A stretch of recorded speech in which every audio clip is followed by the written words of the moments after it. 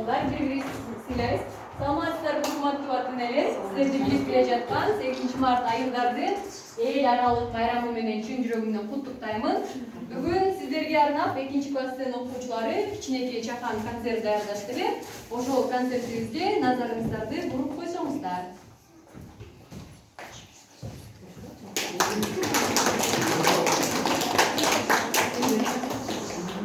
Bayramga kelgen бүгүнкү ата-энелер аманбы, тамгалар менен достошкон балдарым айтат саламды.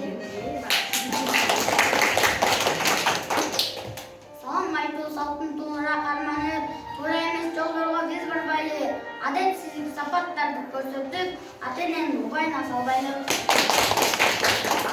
Окуусун билсин балам деп шарт түзбөгөн биздерге ардактуу асыл ата-эне беребиз салам. Агарып күнүн ачышы, кызарып күнүн батышы, эзертек келген салт экен кыргызымдын салам айтышы.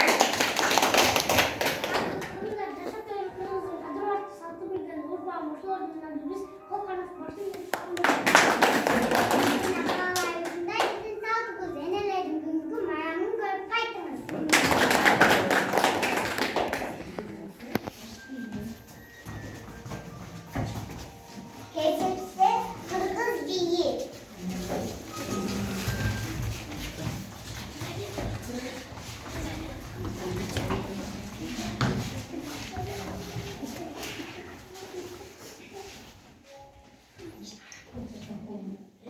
Aydan asmacım var.